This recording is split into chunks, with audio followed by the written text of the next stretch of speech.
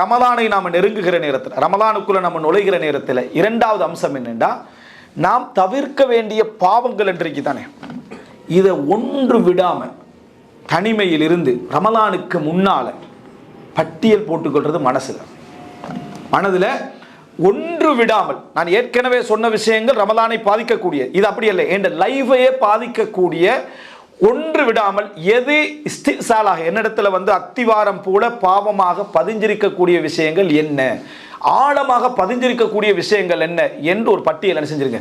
ஒன்று விடாமல் சிறிய எண்ணங்கள்ல இருந்து, நாவுகளால் செய்கின்றவைகள் இருந்து, உடலால் செய்கின்றவைகளில் இருந்து, மற்ற பொருளாதார மற்ற விஷயங்களால் செய்கின்ற பாவங்கள் இருந்து ஒன்று விடாமல் தஃபாசீல்கள் அல்ல, விரிவாக அல்ல, இந்த பாவம் என்று தனியாக சைத்தானை பொறுத்த வரைக்கும் நீங்க தௌபா செய்யறதுக்குள்ளாலே உங்களை பாவத்துக்கு கொண்டு போய்த்துருவான். சரியா? அதனால அது கவனமா இருக்கணும். எந்த காத்திரத்துக்கும் இடவழி பெரிய இந்த பாவத்தை எப்படியெல்லாம் செஞ்சேன் என்று விரிவா போகாம, இந்த பாவம் என்றது நான் செஞ்சுக்கிறேன், இந்த பாவம் பிழையானது, இது என்கிட்ட வளமையா இருக்குது என்ற ஒரு பட்டியல் எடுத்து, இது படிப்படியாக களைகின்ற மாதம் அல்ல, இதை முழுமையாக நான் என்ன செய்வேன், அதாவது களைந்து கொள்வேன் அப்படி என்கின்ற ஒரு இதை எடுத்துருங்க. ரமலானுக்கு முன்னால இன்னொரு 10-15 நாள் இருக்கேன்னா அதுக்கு முன்னால் என்ன செஞ்சிருங்க, அதை முழுமையாக முதாக்கரா பண்ணி என்னென்ன பாவங்கள் நான் செய்திருக்கிறேன், யாரெல்லாம் நமக்கு அந்த நேரத்தில் பாவங்களை நமக்கு சொல்கிறார்களோ அவர்களெல்லாம் விரும்பி அதை பட்டியல் போட்டு மனதளவில் பதிய வச்சு அல்லாஹ்விடத்தில் தௌபா செய்வதும் அதிலிருந்து மாற்றம் செய்வதற்கான எல்லா முயற்சிகளை எடுப்பதும் என்கின்ற அந்த உறுதிப்பாடு நம்ம இடத்துல வர வேண்டும். மூன்றாவது, இந்த ரமலானை நெருங்குகிற நேரத்தில் யாரெல்லாம் நமக்கு இபாதத்துக்கு ஆர்வம் ஊட்டக்கூடியவர்களாக, இபாதத்துக்கு தோழமையோடு இருக்கக்கூடியவர்களாக இருப்பார்களோ அவர்களை நெருக்கிக்குங்க. யாரெல்லாம் இந்த இபாதத்துக்கு இடைஞ்சலாக இருப்பாங்க, யாரெல்லாம் பாதிப்பாக இருப்பார்கள் என்பதை அவர்களுக்கே விளங்காமல் அவர்களை விட்டு தூரமாகிடும். இல்லை என்றால் கெட்ட நண்பர்கள் என்னது, அதான் ஒரு மனிதர் இருந்தால் அந்த நண்பருடைய மார்க்கத்தில் தான் இவர் என்ன செய்வார், இருப்பார். அப்போ அவருடைய வளமைக்கு நாங்கள் நிர்பந்தமாக இணைய வேண்டி இருக்கும். அவருடைய நல்லவர்கள்லேயே சிலர் இருப்பாங்கன்னு சொன்னால் என்ன நடந்தாலும் சாப்பிட போய்த்துருவோமா அப்படி என்று, எது நடந்தாலும் சரி, நீங்கள் தொழுதாலும் ஒரு முறை சாப்பிட்டு வந்துடுற, அடுத்த காத்தோடு அடுத்த முறை எங்கேயா குடிச்சிட்டு வந்துடுற, இந்த மாதிரியாக இருந்தாலும் இவர் நம்மளை எந்த அளவுக்கு தூரமாக்குவார், இபாதத்தை விட்டு, வணக்கத்தை விட்டு, துவாக்களை விட்டு, குர்ஆன் ஓதுகளை விட்டு எவ்வளோ தூரமாக்குவார்னு பார்த்து அதில் ஒரு மிகவுமே கவனமாக இருக்க வேண்டும். இது நகைச்சுவாக இருந்தாலும் அலி ரலியல்லாஹு காலத்தில் நடந்த சம்பவம். அபூ சிமால் என்றொருத்தரும் நஜ்ஜாசி அல் ஹாரிசி என்றொருத்தர் இருக்கிறார். இவர் 2 பேரும் குடிகாரர்கள். சரியா? சாராயம் குடிக்கக்கூடியவங்க. அவர் முடிவெடுத்துட்டார், நஜ்ஜாசி அல் ஹாரிசி முடிவெடுத்துட்டாரு, நம்ம சாராயம் என்ன செய்யறதில்லை, இதுக்கு பிறகு நம்ம சாராயம் குடிக்க ரமலான் வந்துட்டான்ட்டு குதிரையில் போயிட்டுக்கிறாரு. அபூ சிமால் நிற்கிறார். நின்றோடனே சாராயத்தை பற்றி அந்த இப்படி வர்ணிக்கிறார்.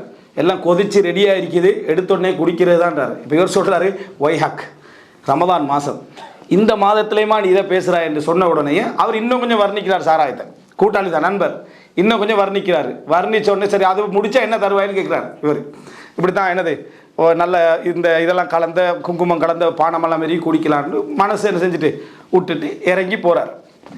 2 பேரும் குடிச்சிட்டாங்க. குடிச்சு உச்சகட்டத்துக்கு போன உடனேயே சத்தம் ஆரம்பிச்சிருந்தானே, அவர் கேச இவர் கேச. பக்கத்தில் உள்ள ஒரு அண்டை வீட்டார் என்ன செய்கிறாரு, வேகமாக ஓடி வாரார். 2 பேரும் குடிகாரன்னு விளங்கிட்டு கூப்பிட்டவர் குடிசைக்குள்ளால் பாஞ்சு ஓடிட்டார். யார் கூப்பிட்டாரோ அவர் பாஞ்சு ஒரு குடிசைக்குள்ளால் பாஞ்சு ஓடிட்டார். இவர் பிடிபட்டார். யாரு சும்மா போனார், யார் தானே அவர் பிடிபட்டார். 80 கசையடி அழிகிறதுலாம். சரியா?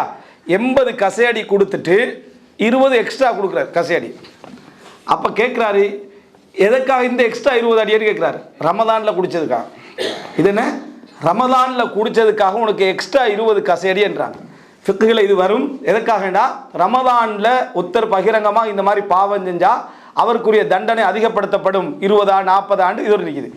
இதை எடுத்து பார்த்தீங்கன்னு சொன்னால் அநியாயமாக நோன்பையும் விட்டு பாவத்தையும் செஞ்சு அவர் தப்பிட்டார். கூப்பிட்டவர் வர்ணிச்சு கூப்பிட்டவர் ஓடிட்டார். சரியா? மாட்டவர் இவர். நினச்சி பாருங்க. இது நல்ல கெட்ட, இது நீங்கள் இந்த மாதிரி சொன்னது நமக்கு ஒரு நகைச்சுவான நிகழ்வு போல நமக்கு இருந்தாலும், இன்றைக்கும் இந்த குடியை விட்டு போட்டு ரமலானை தொடரணும், சிகரெட்டை விட்டு போட்டு ரமலானை தொடரணும்னு நினைக்கிற ஒவ்வொருத்தருக்கும் ஃபித்னா படுத்துறதுக்கு என்னது, அந்த நண்பர்கள் தான் மிக முக்கியமாக காரணமாக இருக்கக்கூடியவங்க நீங்கள் பார்க்கலாம். எனவே கெட்ட நண்பர்களை நம்மளுக்கு பக்கத்தில் என்ன செய்யக்கூடாது, வைத்துக்கொள்ளக்கூடாது. அல்லது இந்த நன்மைக்கு தூண்டாத, அல்லது நமது நன்மைகளை சாதனைகளாக காட்டக்கூடிய ஆக்களை பக்கத்தில் வைக்கக்கூடாது. தொழுது முடிச்சுட்டு ஒரு 8:30 தொழுது முடிச்சுட்டோன்னு இருக்குமே, எனக்கு உங்களே பார்க்குற டைமில் ஒரு ஃபீலிங் ஒன்று வருது என்னன்னா, நான் சுஃபியான் இப்னு உயைனாட ஒரு செய்தி படிச்சிருந்தேன். உங்களோட தொழுகையும் அவரோட தொழுகையும் கிட்டத்தட்ட என்ன ஒன்று மாதிரி இருக்கின்றா. அதுக்கு பிறகு இவர் எப்படி இருக்கும், தொழுது 1 hour, அதில் இடையில இன்டர்வல் 2-3 நிமிஷம் சரியா, அதெல்லாம் குடிச்சு டீ குடிச்சு அது குடிச்சு மொத்தமாக பார்த்தா ஒரு 40 நிமிஷமோ 30 நிமிஷம் தொழுதிப்பார். சுஃபியான் இப்னு உயைனாக்கு இவர் உதாரணம் சொல்கிறார். காரணம் இவர் அந்த லெவலில் இல்லை. எது நண்பரோட இவருக்கு வந்து நண்பனோட அதாவது நண்பனை பார்க்குறாரு. நண்பனை பார்த்தா இவருக்கு அவர் சுஃபியான் இப்னு உயைனா தான் யார் பக்கத்தில் தொழுதவருக்கு. ஏன்னா அவர் தான் இவரை பள்ளி கூட்டிட்டு வந்திருப்பார்.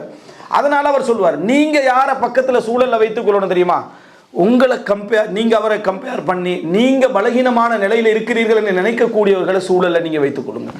அப்படிப்பட்ட நண்பர்களை என்ன செய்யுங்க, வைத்துக் கொள்ளுங்கள். உங்களே முன்மாதிரியாக எடுக்கக்கூடியவர்களை மட்டும் நீங்கள் வச்சுக்கிட்டு பிரயோசனம் இல்லை. பெரும்பாலும் பிள்ளைகள், அதுபோல் மற்றவர்கள், மனைவிமார்கள், தந்தை நல்ல ஒரு வணக்கசாலி என்று நினைக்கக்கூடிய கணவனையும் தந்தை ஒரு முன்மாதிரியாக நினைக்க வாய்ப்பு இருக்கு. ஆனால் அதை விட நீங்கள் முன்மாதிரியாக நினைக்கக்கூடியவரும் உங்களுக்கு இருக்கணும்.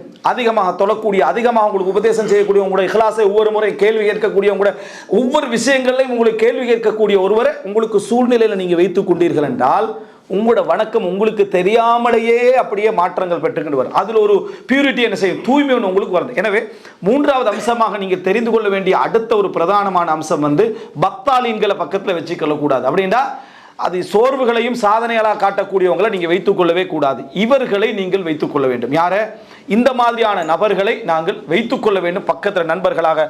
அவர்கள் எங்களுக்கு ஒரு நிர்பந்தமாக மாறணும், கஷ்டமாக மாறணும். அப்படின்னா என்ன, அந்த இபாதத்து செய்வதற்கு ஒரு போராட்டமாக அவர்கள் என்ன செய்யணும், மாறணும். ஆனால் நம்ம நிர்பந்தமாக அவர்களோட போய்த்தான் ஆக வேண்டும் என்கின்ற ஒரு நிலைமை நமக்கு என்ன செய்யும், உருவாகும். அது பிறகு எங்களுக்கு ஒரு வரக்கத்தாக என்ன செய்யும், அமையும் என்பதை நம்ம தெரிந்து கொள்ள வேண்டும்.